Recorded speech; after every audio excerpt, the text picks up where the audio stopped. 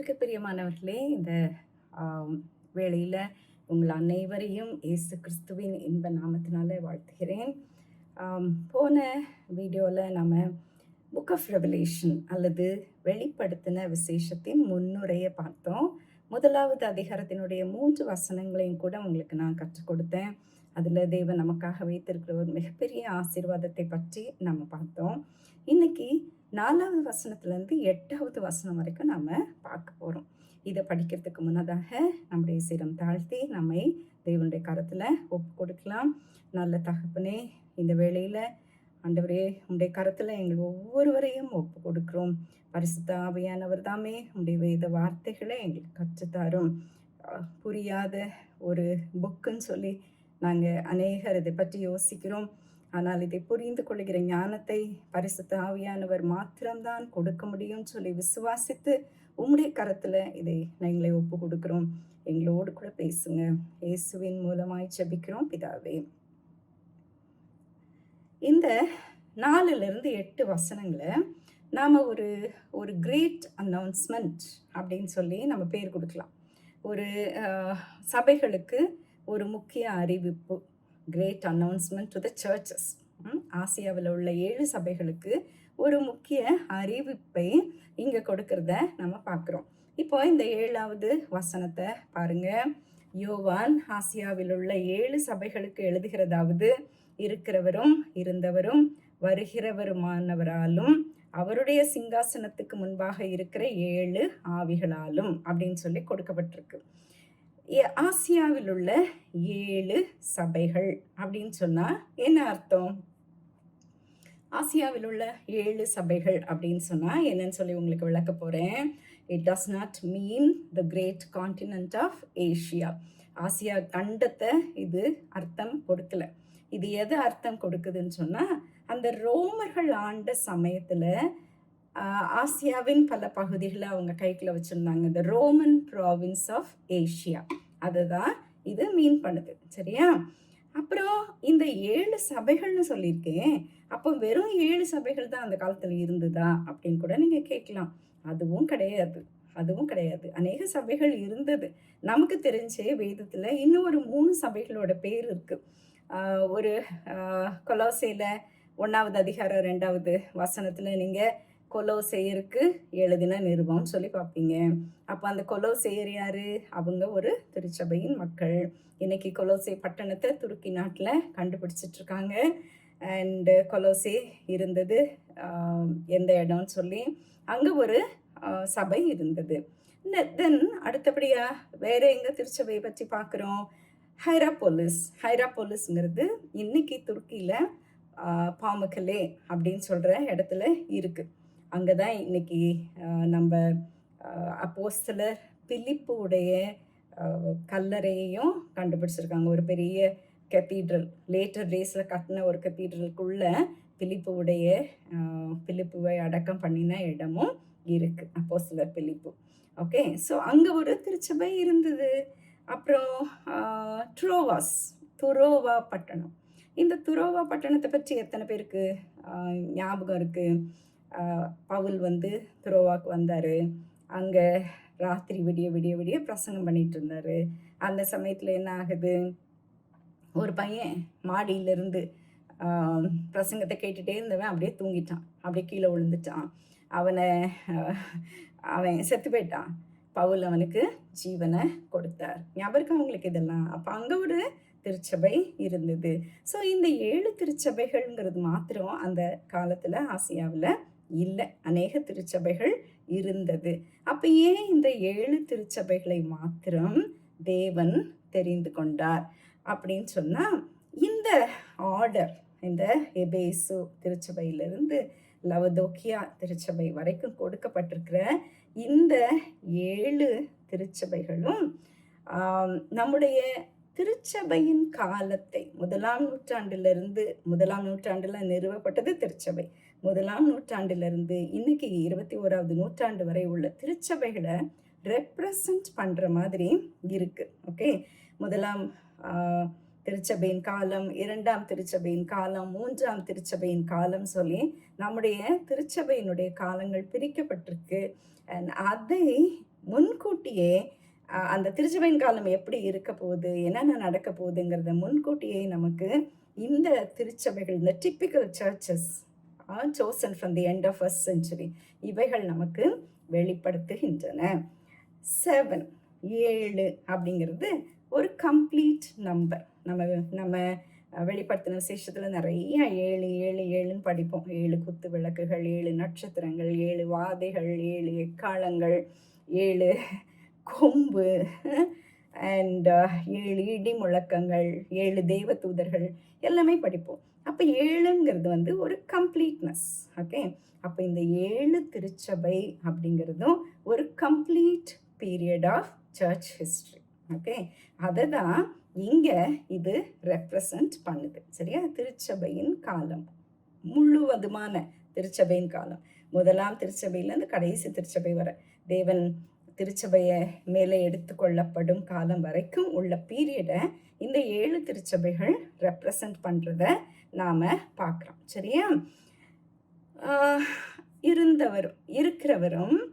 இருந்தவரும் வருகிறவருமானவராலும் அப்படின்னு சொல்லி ஒரு வார்த்தை இருக்கு.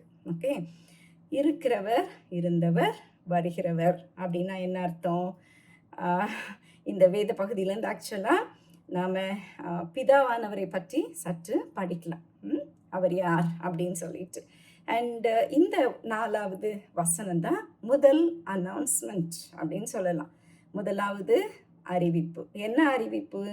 உங்களுக்கு grace and peace B yours அப்படிங்கிறது தான் ஒரு அறிவிப்பு. உங்களுக்கு கிருபையும் சமாதானமும் உண்டாவதாக அப்படின்னு சொல்லி கர்த்தராகிய இயேசு கிறிஸ்து அனௌன்ஸ் பண்ணுறத நாம் பார்க்குறோம். இது ஃபர்ஸ்ட் அனௌன்ஸ்மெண்ட். சரியா, இதில் பிதாவானவரை பற்றி, காட் த ஃபாதர் பற்றி நம்ம சில காரியங்களை படிக்கலாம். சரியா, யார் இவர் அப்படின்னு சொல்லி தேவன் மோசையோட பேசும் பொழுது என்ன சொல்கிறாரு? எபிரேயர் யாத்திராகமம் 3வது அதிகாரம் 14வது வசனத்தில் கர்த்தராகிய ஆண்டவர் என்ன சொல்கிறாரு? மோசையை பார்த்து இருக்கிறவராகவே இருக்கிறேன் அப்படிங்கிற ஒரு பெயரை கொடுக்கறத நம்ம பார்க்குறோம். ஓகே, அவர், அதுக்கு என்ன அர்த்தம்?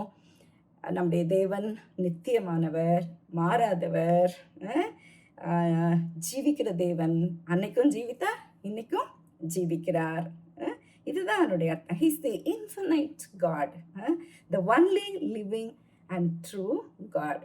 ஜீவிக்கிற ஒரே தேவன் அவர் தான் அப்படின்னு சொல்லி நாம் பார்க்குறோம். எவ்வளோ ஒரு அற்புதமான ஒரு தேவனை நம்ம ஆராதிக்கிறோம் இல்லையா? நித்தியமானவர், மாறாதவர், அவருடைய வாக்கு மாறாது, அவர் என்றென்றும் மாறாதவர், நித்தியமானவர், ஆசம் காட். இந்த தேவன் நம்மை நேசிக்கிறான்னு சொல்லி யோசிக்கும் பொழுதே என்னவோ செய்யுது இல்லை? அண்ட் நம்ம we are just his creations. அவரால் படைக்கப்பட்டவங்க தான். சாதாரணமாக அவரால் படைக்கப்பட்டவங்க தான். we are miry clay அப்படின்னு சொல்லி நம்ம பார்க்குறோம். ஒரு களிமண்ணால் உருவாக்கப்பட்டவங்க. ஆனால் எவ்வளவாய் இந்த தேவன் நம்மை நேசிக்கிறார் சொல்லி பாருங்க. எபேசியர் 2வது அதிகாரம் 4வது வசனத்தை நீங்கள் பார்த்தீங்கன்னா என்ன சொல்லுது? தேவனோ இரக்கத்தில் ஐஸ்வர்யம் உள்ளவராய் நம்மில் என்ன பண்ணாரா? அன்பு கூர்ந்த தம்முடைய மிகுந்த அன்பினாலே அப்படின்னு சொல்லியிருக்கு. அப்புறம் எபேசியர் 2வது அதிகாரம் 5வது வசனம் என்ன சொல் பாருங்க? எப்போ நம்மளை ஆண்டவர் நேசித்தார்? அக்கிரமங்களில் மரித்தவர்களாக இருந்த நம்மை கிறிஸ்துவுடனே உயிர்ப்பித்தார், கிருபையினாலே ரட்சிக்கப்பட்டோம். எனக்கு ஆண்டவரை முகமாய் பார்த்து ஒரே ஒரு சான்ஸ் கிடச்சிச்சுன்னா ஒரே ஒரு கேள்வி கேட்கணும்னு எனக்கு ரொம்ப ஆசை. ஆண்டவரே, என்னை ஏன் இவ்வளவாய் நேசிக்கிறீர் அப்படிங்கிற ஒரு கேள்வியை கேட்கணும்னு பயங்கர ஆசை.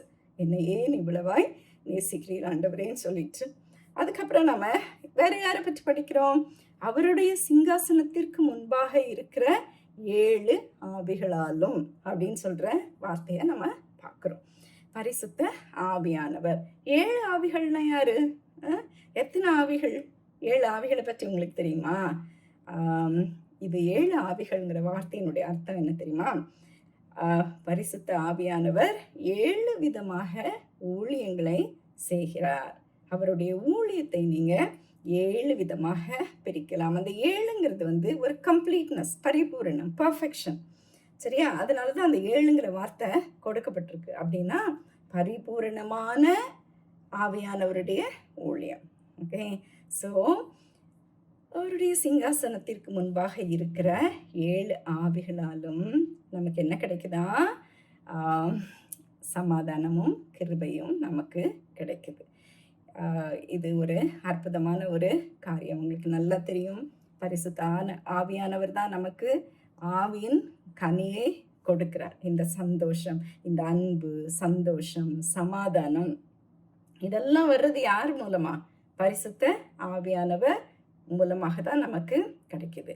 அப்போ இந்த கிரேஸ் அண்ட் பீஸ், இந்த கிருபையும் இந்த சமாதானமும் நமக்கு கொடுப்பது தேவனுடைய ஆவியானவர் சொல்லி நாம் பார்க்குறோம். சரியா? இது அனௌன்ஸ்மெண்ட் நம்பர் 1. கிருபையும் சமாதானமும் உங்களுக்கு உண்டாவதாக, திருச்சபைக்கு உண்டாவதாக அப்படின்னு கர்த்தராகிய இயேசு கிறிஸ்து நமக்கு இந்த ஒரு அனௌன்ஸ்மெண்ட்டை கொடுத்ததை நம்ம பார்த்தோம். இப்போ 2வது அறிவிப்பு. ஓகே, இந்த 2வது அறிவிப்பு எங்கே இருக்குது? 5வது வசனத்தில் இருக்குது. இயேசு கிறிஸ்துவை பற்றி இந்த வசனம் என்ன சொல்லுது பாருங்க. அவர் உண்மையுள்ள சாட்சி அப்படின்னு சொல்லியிருக்கு. உண்மையுள்ள சாட்சி. யாரை குறித்து சாட்சி சொல்லுகிறார் இயேசு சுவாமி? யாரை குறித்து சாட்சி சொல்றாரு? சாட்சின்னா என்ன அர்த்தம்? யாரையோ குறித்து சாட்சி சொல்றாரு, அப்படித்தானே? உண்மையுள்ள சாட்சினா என்ன அர்த்தம்? அவர் பரலோகத்தை குறித்தும் தம்முடைய பிதாவானவரை குறித்தும் நமக்கு சாட்சி சொல்றார். ஏன் தெரியுமா? அவர் அங்கிருந்து வந்தவர், அவரால் தான் சொல்ல முடியும். அங்கிருந்து பார்த்தவங்களால மாத்திரம்தானே உண்மையை இங்கே வந்து சொல்ல முடியும். த ஃபர்ஸ்ட் ஹேண்ட் நாலேஜ் யாருக்கு இருக்கு? கர்த்தராகிய இயேசு கிறிஸ்துவுக்கு மாத்திரம் இருக்கு. ஏன்னா he came from God. அவர் தேவனிடத்திலிருந்து வந்ததுனால தேவனை குறித்த சாட்சி, உண்மையுள்ள சாட்சியை அவர் நமக்கு கொடுக்கிறார். ஸோ இயேசு சுவாமியை பற்றி இந்த வசனத்தில் நாம் என்ன பார்க்குறோம் பாருங்க. அவர் உண்மையுள்ள சாட்சியாம். அடுத்தபடியா மரித்தோரிலிருந்து முதற் பிறந்தவர் அப்படின்னு சொல்லியிருக்கு. அப்படின்னா என்ன அர்த்தம்? மரணத்தை வென்றவர், மரித்தோரிலிருந்து உயிர் தெழுந்த முதல் ஆள் அவர்தான். அதனால அவர் மரணத்தை வென்றவர் அப்படின்னு சொல்லி நாம் பார்க்குறோம். Through his death and resurrection, Jesus gained victory over death. And he's the first of all human beings to conquer death. மரணத்தை வென்றவர் அவர்தான். Jesus the firstborn அப்படின்னு சொல்லி நாம் பார்க்குறோம். சரியா?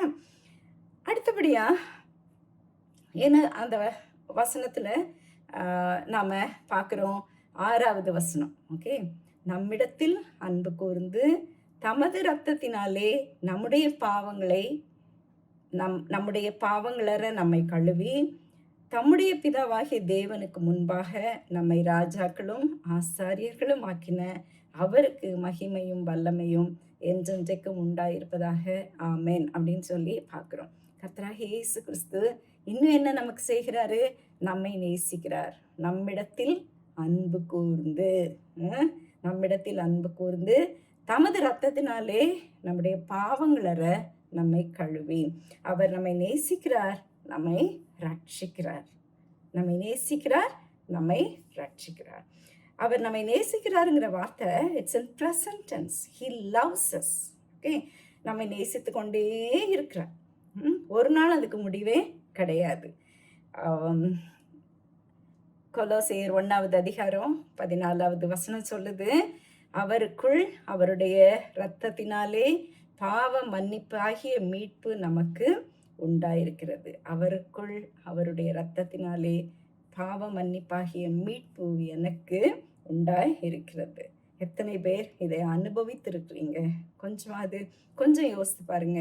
இதை உண்மையாக அனுபவித்த ஒரு உள்ளத்தின் ஆழத்திலிருந்து அனுபவித்த ஒரு எக்ஸ்பீரியன்ஸ் உங்களுக்கு இருக்கா? அவர் என்னை நேசிக்கிறார், உங்களை நேசிக்கிறார், என்னை ரட்சித்திருக்கிறார், உங்களையும் ரட்சிக்கிறார். அவரை அனுபவித்திருக்கிறீங்களா? இன்னைக்கு அடுத்தபடியா நம்ம இதில் என்ன பார்க்குறோம்? He has exalted us. எப்படி என்ன பண்ணுறாரு? நீங்கள் சாதாரண மக்களாக இல்லை. அவரை நேசிக்கிற நாம சாதாரண மக்களாக இல்லை. நாம தம்முடைய பிதாவாகிய தேவனுக்கு முன்பாக நம்மை ராஜாக்களும் ஆசாரியர்களும் ஆக்கின அவருக்கு மகிமையும் வல்லமையும் என்றென்றைக்கும் உண்டாவதாக. அவருடைய பிதாவுக்கு முன்பாக நம்ம என்ன பண்றாரு? ராஜாக்களும் ஆசாரியர்களும் ஆக்குகிறார். He exalts us. நம்மை உயர்த்துகிறார். He made us kings and priests. நம்மை ராஜாக்கள் ஆக்குகிறார், ஆசாரியர்கள் ஆக்குகிறார். யாத்திராகம் 19வது அதிகாரம் 6வது வசனத்துல தேவனாகிய கர்த்தர் இஸ்ரவேல் மக்களை பார்த்து என்ன சொல்லுவார்? நீங்கள் எனக்கு ஆசாரிய ராஜ்யமும் பரிசுத்த ஜாதியுமாய் இருப்பீர்கள் என்று நீ இஸ்ரவேல் புத்திரருடைய சொல்ல வேண்டிய வார்த்தைகள் அப்படின்னு ஆண்டவர் சொல்லியிருப்பாரு. ஒரு ராஜ்யம் சொல்லும் பொழுது அந்த ராஜ்யம் இன்வால்வ்ஸ் மேனேஜ்மெண்ட், இல்லை ஒரு கவர்னிங். அப்போ ஒரு ராஜ்யபாரம் இருக்கும் இல்லையா? ஆனால் ஒரு நாள் விசுவாசிகளாகிய நமக்கும் இயேசுவோடு கூட இந்த பூமியை ஆளக்கூடிய ஒரு பெரிய ரெஸ்பான்சிபிலிட்டி வரப்போகுது. நம்ம யாராக மாற்றி இருக்கிறாரு? அவருடைய கிருபையினால நம்ம யாராக மாற்றி இருக்கிறாரு? தேவனுக்கு முன்பாக நம்மை ராஜாக்களாக மாற்றி இருக்கிறார். நாமும் கூட ஒரு நாள் இயேசுவோடு கூட ஆளுகை செய்ய போகிறோம். அடுத்தபடியா நம்ம யாராக மாற்றி இருக்கிறாராம்? ஆசாரியராக மாற்றி இருக்கிறார். நாம எப்பனாலும் சரி அவருடைய கிருபாசன தண்டையில போகக்கூடிய அளவுக்கு நம்மை அவருடைய ஆசாரியராக மாற்றி இருக்கிறார். ஆதலால் நாம் இரக்கத்தை பெறவும் ஏற்ற சமயத்தில் சகாயம் செய்யும் கிருபையை அடையவும் தைரியமாய் கிருபாசன தண்டையிலே சேர கடவோம் அப்படின்னு சொல்லி பவுல் எபிரேயர் 4வது அதிகாரம் 16வது வசனத்துல சொல்லுவார். அப்போ நீ எந்த சமயத்திலையும் சகாயத்தை அடைய அவருடைய கிருபாசன தண்டையில போக முடியும்னா, அந்த காலத்துல வெறும் ஆசாரியர்கள் மாத்திரம்தான் போக முடிஞ்சது. ஆனா இன்னைக்கு யாராக நம்மை மாற்றி இருக்கிறார்? we have open access. எப்படி? எதனால? நம்மையும் ஆசாரியராக நம்முடைய கர்த்தராக இயேசு கிறிஸ்து மாற்றி இருக்கிறான்னு சொல்லி நம்ம பார்க்கணும். ஸோ இந்த வசனங்கள்ல இந்த 4லேருந்து 5 வரை இப்போ நம்ம பார்த்தோம் இல்லையா? இந்த வசனங்கள்ல we see the Trinity. Father பற்றி பார்த்தோம், பிதாவானவரை பற்றி பார்த்தோம், அப்புறம் ஹோலி ஸ்பிரிட்டை பற்றி பார்த்தோம். இப்போ இங்க குமாரனாகிய இயேசு கிறிஸ்துவை பற்றியும் நாம பார்த்துட்டோம். ஏன்னா ஒரு அருமையான ஒரு வேத பகுதி. இந்த 4லிருந்து 6 வசனங்கள் ஒரு அருமையான ஒரு வேத பகுதி. we read about the Trinity இங்க. சரியா? அப்போ யோவான் நமக்கு கொடுக்கிற இந்த செய்தி மிகவும் ரிலையபிள், ட்ரஸ்ட்வர்தி. ஏன்னா இது யார்கிட்ட இருந்து வருது? who is the source? the triune God. the triune God. திரித்துவமான தேவனிடத்திலிருந்து இந்த வார்த்தை வர்றதுனால யோவான் நமக்கு சொல்ல போகும் ஒவ்வொரு காரியமும் மிகவும் நம்பக்கூடியது அப்படின்னு சொல்லி நமக்கு விளக்குவதற்காக இந்த ட்ரையூன் காடுடைய மெசேஜ் இதனுடைய முதல் பகுதியாக வருது. சரியா? ஸோ அனௌன்ஸ்மெண்ட் நம்பர் 1 பார்த்தோம், அனௌன்ஸ்மெண்ட் நம்பர் 2 பார்த்தோம். இப்போ அனௌன்ஸ்மெண்ட் நம்பர் 3, 7வது வசனம். இதோ மேகங்களுடனே வருகிறார், கண்கள் யாவும் அவரை காணும், அவரை குத்தினவர்களும் அவரை காண்பார்கள், பூமியின் கோத்திரத்தை எல்லாரும் அவரை பார்த்து புலம்புவார்கள். அப்படியே ஆகும். ஆமேன். இது 7வது வசனம். மேகங்களுடனே வருகிறார். ஓகே, நம்முடைய வேதத்தில் நீங்கள் எத்தனை பேர் பழைய ஏற்பாட்டை படிச்சிருக்கீங்கன்னு தெரியாது. புக் ஆஃப் ரெவலேஷன் டீச் பண்ணுற மாதிரி நான் புக் ஆஃப் டானியலும் பல முறை டீச் பண்ணியிருக்கிறேன். இந்த தானியலின் புஸ்தகத்தில் 2வது அதிகாரத்தில் நேபுகாத்நேசார் ஒரு கனவு சொப்பனம் காண்பார். அதில் ஒரு 4 பவர்ஃபுல் எர்த்லி கிங்டம்ஸை பார்ப்பார். ஒரு வல்லமையான 4 ராஜ்யங்களை பார்ப்பார். ஓகே, அது நேபுகாத்நேசாருடைய சொப்பனம். அதை தானியேல் தான் இன்டர்பிரேட் பண்ணி சொன்னார். அதே மாதிரி லேட்டர் தானியேல் 7வது அதிகாரத்தில் தானியேலும் ஒரு சொப்பனத்தை பார்ப்பார். அதில் 4 பவர்ஃபுல் அனிமல்ஸை பார்ப்பார், 4 மிருகங்களை பார்ப்பார் தானியேல். ஓகே, அந்த நாளும் இந்த நாளும் ஒன்று தான். ஓகே, அது உலகத்தை ஆளப்போகிற மிகப்பெரிய ராஜ்யங்களை குறித்து தேவன் நேபுகாத்நேசாருக்கும் சொப்பனம் மூலமாக காட்டினார். தானியேலுக்கும் அதை சொப்பனம் மூலமாக காட்டினதை நாம் பார்த்தோம். அந்த நேபுகாத்நேசாரோட சொப்பனம் உங்களுக்கு எத்தனை பேருக்கு ஞாபகம் இருக்குன்னு தெரியல. முதல்ல ஒரு ஹெட் ஆஃப் கோல்டு இருந்துச்சு, ஒரு தலை பொன்னால் ஆனது. அதை தானியேல் பார்க்கும் பொழுது சிங்கமாக பார்ப்பாரு. அதுவும் ரெக்க வச்சுட்டு சிங்கம், சாதாரண சிங்கம் கூட இல்லை, ரெக்க வச்சுட்டு சிங்கம். ஒரு பவர்ஃபுல் கிங்டம், பாபிலோனியன் கிங்டம், நேபுகாத்நேசருடைய பாபிலோனியன் கிங்டமை, ராஜ்யத்தை அது காமிச்சிச்சு. பொன்னாலான தலை செட்டைகள் கொண்ட கிங்டம். அடுத்தபடியாக நேபுகாத்நேசர் என்ன பார்த்தாரு?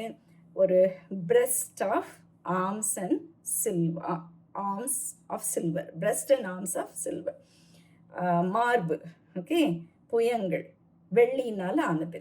இதை தானியேல் பார்க்கும் பொழுது ஒரு கரடியாக பார்ப்பாரு. அந்த கரடி ஒரு பக்கம் அப்படி தூக்கிட்டு இருக்கும். ஏன் தெரியுமா? மேதியரும் பெர்சியரும் 2 பேருடைய ராஜ்யம், 2 பேரும் சேர்ந்து ஆண்ட ராஜ்யம். அதில் பெர்சியர் எப்பவுமே கொஞ்சம் பலசாலிகள், அதனால அந்த கரடி ஒரு பக்கம் அப்படி தூக்கிட்டு இருந்துச்சு. அதை என்ன அழகா ஆண்டவர் வெளிப்படுத்தினார் பாருங்க. மார்பு புயங்கள், ஓகே, 2 வெள்ளியிலானது.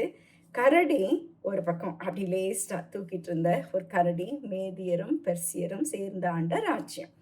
3வது ராஜ்யம் வயிறு, தொடை, ஓகே, வெண்கலம். ஓகே, இதை அனிமலாக பார்க்கும் பொழுது செட்டைகள் உள்ள சிவிங்கியா பார்த்தாரு தானியேல். சிவிங்கி, லெப்பர்ட், விங்டு லெப்பர்ட். ஓகே, சும்மாவே லெப்பர்டுனா ஓடும், அதில் வேற ரெக்க வச்சதான், எப்படி ஓடும் பாருங்க. இது அந்த சிவிங்கிக்கு 5 தலைகள் இருந்ததாக தானியேல் பார்த்தாரு. அது யாருடைய ராஜ்யம்னா அலெக்சாண்டர் த கிரேட்டுடைய கிரேக்க ராஜ்யம். மிக பெரிய அளவுக்கு அலெக்சாண்டர் த கிரேட் உலகம் முழுசையும் வின் பண்ணார். ஆனால் சின்ன வயசுலேயே சிறிய காலத்திலேயே அவர் இறந்து போயிட்டார். அவர் இறந்து போனதுக்கப்புறம் அது 5 பிரிவாக அவருடைய கமாண்டர்ஸ்க்கு அது பிரித்து கொடுக்கப்பட்டுச்சு. அதனால தான் அது 5 தலைகள் உள்ள ஒரு லெப்பர்டாக, ஓகே, சாரி 4 ஹெட்ஸ், ஓகே, 4 பிரிவாக அது பிரிக்கப்பட்டு போயிடுச்சு. 4 பிரிவாக 4 கமாண்டர்ஸ் அது என்ன பண்ணிக்கிட்டாங்க, அதை பிரிச்சுக்கிட்டாங்க. ஆர்மி கமாண்டர்ஸ் அவங்களுக்குள்ள பிரிச்சுக்கிட்டாங்க. சரியா? ஒரு பெரிய ராஜ்யமாக பலப்படுத்தினார் அலெக்சாண்டர் த கிரேட், கிரேக்க ராஜ்யம். கடைசியில் வயிறு, தொடை எல்லாம் பார்த்தோம். இப்போது கால், லெக்ஸ் ஆஃப் அயர்ன், ஓகே, கால் எப்படி இருந்துச்சு? இரும்பாக இருந்துச்சு. இதை தானியேல் பார்க்கும்போது என்ன அனிமலாக பார்த்தாரு? ஒரு பல்லமுள்ள ஒரு அனிமல். அதுக்கு என்ன பேர் சொல்லனே அவருக்கு தெரியல, அதுக்கு பேர் கொடுக்கவே தெரியல. ஒரு ட்ரெட்ஃபுல் பீஸ்ட் அப்படின்னு சொல்லி அவர் பார்த்தாரு. அதுக்கு 10 கொம்புகள் இருந்ததாக பார்த்தார். ஸோ இரும்பு பற்கள் கொண்ட ஒரு மிருகத்தை தானியேல் பார்த்தார். அதுதான் ரோமர்கள் ஆண்ட ராஜ்யம். ஓகே, ரோமர்கள் பலத்த கரத்தோட ஆண்டாங்க. அவங்க ஒரு கொடிய மிருகத்தை போல ஆண்டாங்க. ஓகே, அதுக்கப்புறம் தானியேல் நேபுகாத்நேசாருடைய ட்ரீமில் 10 ஃபிங்கர்ஸ் கூட இருந்துச்சு, கால்களில் உள்ள 10 விரல்கள். அது பாதி அயனாக இருந்தது, பாதி கிளேயாக இருந்தது. அது பாதி ராஜ்யங்கள் பலமுள்ளதாக இருந்தது, பாதி ராஜ்யங்கள் வீக்கானதாக இருந்துச்சு. இப்போ நாம் இருக்கிறோம் பார்த்தீங்களா, சில நாடுகள் மிகவும் பலசாலிகளாக இருக்காங்க, சில நாடுகள் ரொம்ப வீக்காக இருக்காங்க. அந்த மாதிரி சமயத்தில் ஒரு கொம்பு, ரொம்ப பேசின ஒரு கொம்பு, பெருமையானவர்களை பேசிய ஒரு கொம்பு தானியேல் பார்க்குறாரு. அது பரிசுத்தவான்களுடைய யுத்தம் பண்ணிட்டுன்னு பார்க்குறோம். அதுதான் அந்தி கிறிஸ்து. சரியா? நேபுகாத்நேசார் இன்னொன்று பார்த்தாரு. வானத்திலிருந்து மனுஷனுடைய கரத்தினால வெட்டப்படாத ஒரு கல் அங்கேருந்து புரண்டு வந்துச்சு. அது என்ன பண்ணுச்சு? உலகத்தில் இருந்த எல்லா ராஜ்யங்களையும் அழிச்சிச்சு. அந்த சின்ன கல் ஒரு பெரிய மலையை போல ஆயிற்று. தானியேல் எதை பார்த்தாரு? அந்த கிறிஸ்துவனுடைய அந்த காலத்தை பார்த்ததுக்கு அப்புறம் தானியேல் பார்த்தது உன்னதமானவர் மேகத்தின் மேல் வருவதை கண்டார். உன்னதமானவர் மேகத்தின் மேல் வருவதை கண்டார். இங்க வேதம் என்ன சொல்லுது? யோவான் எதை பார்க்கிறாரு? எதை பார்க்கிறாரு? மேகங்கள் மேல உன்னதமானவர் வருவாரு. அவரை குத்தின யாவரும் அதை பார்க்க போறாங்க. யார் அவங்க? யூதர் பார்ப்பாங்க, ரோமர் பார்ப்பாங்க. அவரை ஒவ்வொரு நாளும் குத்தி கொண்டிருக்கிறோமே, நம்மில் பலர் நாமும் பார்ப்போம். இங்கே ஒவ்வொரு நாளும் அவரை வெறுப்பவர்கள், அவரை பற்றி அவரை விசுவாசிக்காதவர்கள் எல்லாருமே, அவரை சிலுவையில் அறைந்து கொண்டிருக்கிற யாவரும், உலகத்தின் எல்லா குடிமக்களும் அவரை காண்பார்கள். இன்னைக்கு நான் என்ன செஞ்சுட்டு இருக்கேன்? அவரை சிலுவையில் அறைந்து கொண்டா இருக்கிறேன். அதை பற்றி கொஞ்சம் நம்ம ஒவ்வொருத்தரும் யோசித்து பார்ப்போம். இயேசு வரும் பொழுது அவர் ரட்சிப்பை அழிக்க வர மாட்டார். அவருடைய முதலாம் வருகை தான் ரட்சிப்பை கொடுக்க, இரண்டாவது வருகை ரட்சிப்பை கொடுக்க இல்லை. உலகத்தை நியாயம் தீர்க்கவே வருகிறார், ரட்சிப்பை கொடுக்க இல்லை. இந்த உலகத்தை வல்லமையான ராஜ்யங்களுக்கு பிறகு, அந்த கிறிஸ்துவின் ஆளுகைக்கு பிறகு உன்னதமான தேவன் தம்முடைய குமாரனாகிய கிறிஸ்துவிடம் ஆளுகையை ஒப்புவிப்பார் அப்படின்னு சொல்லி நாம பார்க்கிறோம். இதை நேப்காத்நேசார் பார்த்தாப்புல, தானியேல் பார்த்தாப்புல, இப்பொழுது யோவானும் அதை நமக்கு அஷ்யூர் பண்ணுகிறார். அதை யோவான் அஷ்யூர் பண்றாரு. 1 ராஜாக்கள் 8வது அதிகாரம் 10லிருந்து 11வது வசனத்துல என்ன சொல்லுதுன்னா, ஷெக்கைனா மகிமை பற்றி நாம பார்க்குறோம். இஸ்ரேவேல் மக்கள் வனாந்திரத்துல தேவனுடைய மகிமையை மேக ஸ்தம்பமாய் பார்த்தாங்க, அக்னி ஸ்தம்பமாய் பார்த்தாங்க. அவர்களை வழி நடத்தின ஒரு மகிமை, அந்த தேவனுடைய கூடாரத்துல வந்து அமர்ந்த மகிமை, அதை எல்லாரும் கண்களால பார்த்தாங்க.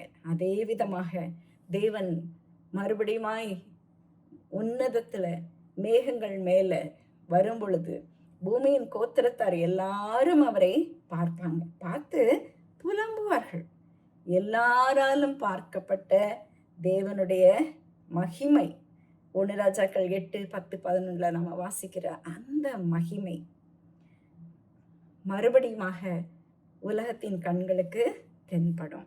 வேதம் சொல்லுது, அந்த மகிமை ஒரு நாள் தேவனுடைய ஆலயத்திலிருந்து புறப்பட்டு போயிடுச்சு. இஸ்ரவேல்ல தங்கியிருந்த அந்த மகிமை, எசேக்கியேல் 10வது அதிகாரம் 18வது வசனம் சொல்லுது, தேவனுடைய ஆலயத்துல தங்கியிருந்த அந்த மகிமை ஒரு நாள் அந்த ஆலயத்திலிருந்து புறப்பட்டு போயிடுச்சு. இப்போ அந்த புறப்பட்டு போன அந்த ஷெக்கைனா, the glory of God, the visible glory of God will come back. கர்த்தர் திரும்ப வருவார். அவர் வரும் பொழுது உலகத்தார் எல்லாரும் பார்ப்பாங்க. அவரை குத்தினவர்கள் யாவரும் அவரை காண்பார்கள், கண்டு புலம்புவார்கள் சொல்லி நாம பார்க்கிறோம். 8வது வசனத்துக்கு வருவோம். இருக்கிறவரும் இருந்தவரும் வருகிறவருமாகிய சர்வ வல்லமையுள்ள கர்த்தர், நான் அல்பாவும் ஒமேகாவும் ஆதியும் அந்தமுமாய் இருக்கிறேன் என்று திருவுளம் பற்றினார். ஒரு அப்சல்யூட் கம்ப்ளீட்னஸ் நாம இங்க பார்க்கிறோம். இத லாஸ்ட் சாப்டர்ல நம்ம படிக்கும்போது கூட பார்க்கலாம். 22வது அதிகாரத்துல 12, 13 வசனங்களை இதையே அவர் ரிப்பீட் பண்ணுவார். அல்பாவும் ஒமேகாவும்ங்கிற வார்த்தைகள் மறுபடியும் ரிப்பீட் ஆகும். ஓகே, இது எதை குறிக்கிறதுனா, Greek alphabet first and last, கிரேக்க மொழியினுடைய முதல் வார்த்தையும் கடைசி வார்த்தையும் தான் இந்த அல்பா ஒமேகா அப்படிங்கிற வார்த்தை. ஓகே, ஸோ ஆதியும் அந்தமுமானவர், முதலும் கடைசியுமானவர். இது எதை காட்டுது? கிறிஸ்துவுடைய இட்டர்னிட்டியை காட்டுது. அவர் நித்தியமானவர். 2வது எதை காட்டுது? கிறிஸ்து நமக்கு போதுமானவர். He's all in all, A to Z, எல்லாமே நமக்கு அளிக்கக்கூடியவர். He is adequate for every situation. அதை தான் காட்டுது. மூணாவது என்ன காட்டுது? கிறிஸ்து வெற்றி அடைந்தவர், வெற்றி வெற்றி கொடுக்கிறவர் கூட. எதை ஆரம்பிக்கிறாரோ அதை முடித்து வைப்பார். விக்டோரியஸ்.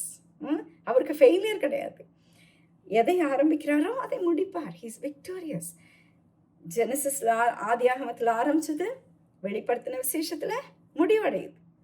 ஆதியாகமத்தில் அவருடைய கிரியேஷன் ஆரம்பிச்சது, வெளிப்படுத்தின விசேஷத்தில் அவருடைய கிரியேஷன் எண்ட் ஆகுது.